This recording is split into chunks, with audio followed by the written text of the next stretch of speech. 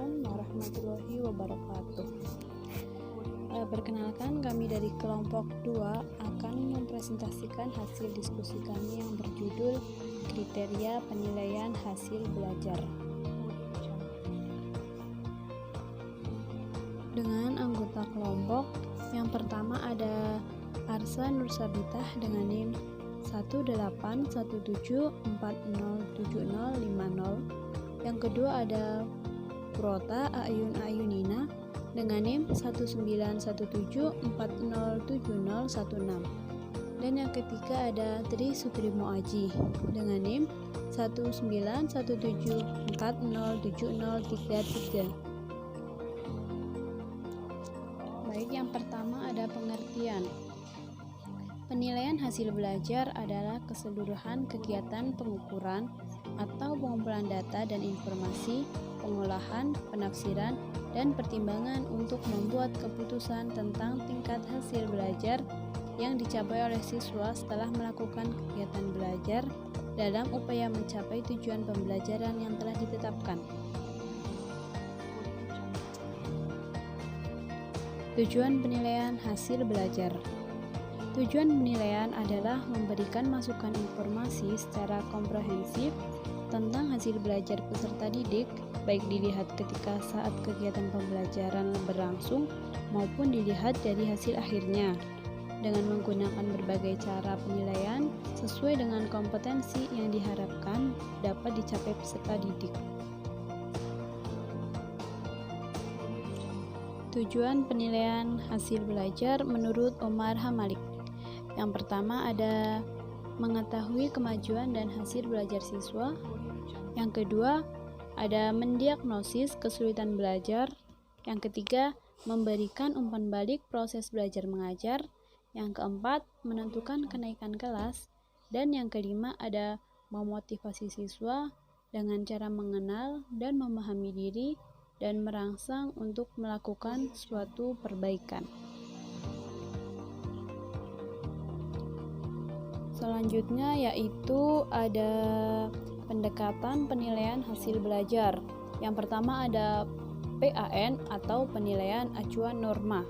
Secara singkat dapat dikatakan bahwa PAN ialah penilaian yang membandingkan hasil belajar siswa terhadap hasil siswa lain dalam kelompoknya.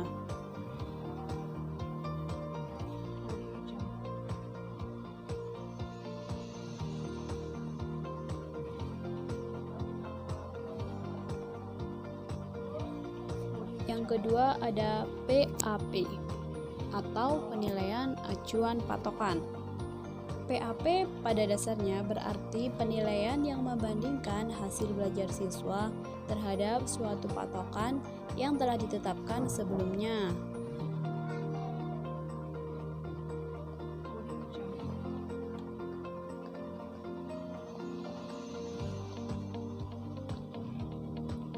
Yang ketiga ada penggunaan PAN dan PAP.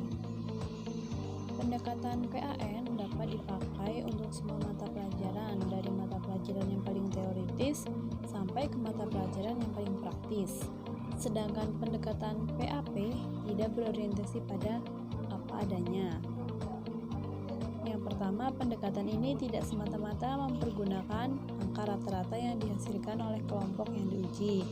Dan yang kedua, dalam proses pengajaran, tenaga pengajar tidak begitu saja membiarkan siswa menjalani sendiri proses belajarnya, melainkan terus-menerus secara langsung atau tidak langsung merangsang dan memeriksa kemajuan belajar siswa serta membantunya melewati tahap-tahap pengajaran secara berhasil.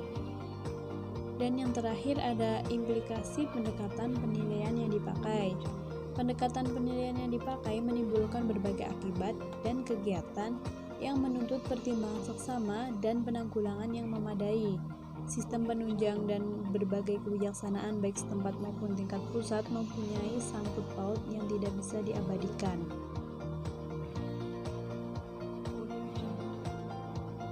Adapun kriteria penilaian hasil belajar antara lain yang pertama, kesesuaian dengan kompetensi dasar, hasil belajar dan indikator.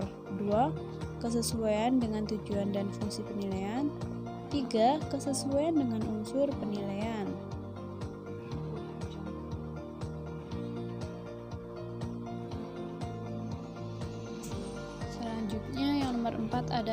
kesesuaian dengan aspek-aspek yang dinilai.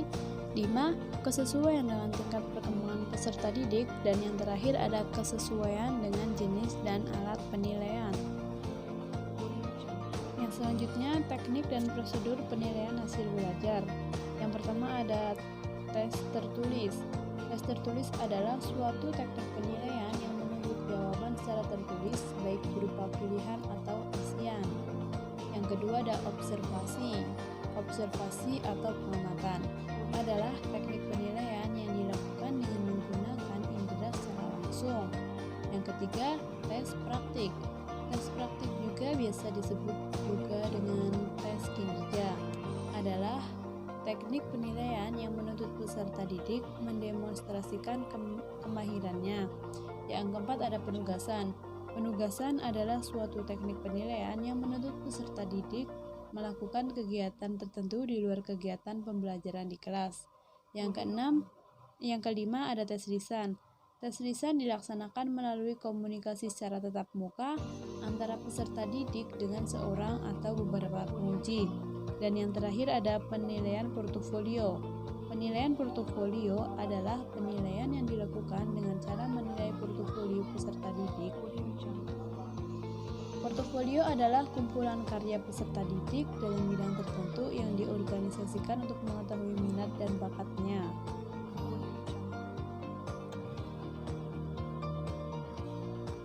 Berikutnya ada prosedur penilaian hasil belajar. Yang pertama ada penentuan tujuan. Penentuan tujuan penilaian merupakan langkah awal dalam rangkaian kegiatan penilaian secara keseluruhan, seperti untuk penilaian harian, tengah semester, akhir semester. Yang kedua ada penyusunan kisi-kisi. Kisi-kisi penilaian merupakan bagian yang tak terpisahkan dari kegiatan perencanaan pembelajaran dalam bentuk silabus dan rencana pelaksanaan pembelajaran atau RPP. Yang ketiga ada perumusan indikator pencapaian. Indikator pencapaian dikembangkan oleh peserta didik berdasarkan KD mata pelajaran tersebut. Yang keempat, penyusunan instrumen. Penyusunan instrumen yang digunakan dalam penilaian meliputi tes dan non-tes. Yang kelima, telaah instrumen. Telaah instrumen tersebut dapat dilakukan dengan menelaah atau mereview instrumen penilaian yang telah dibuat. Yang keenam, pelaksanaan penilaian.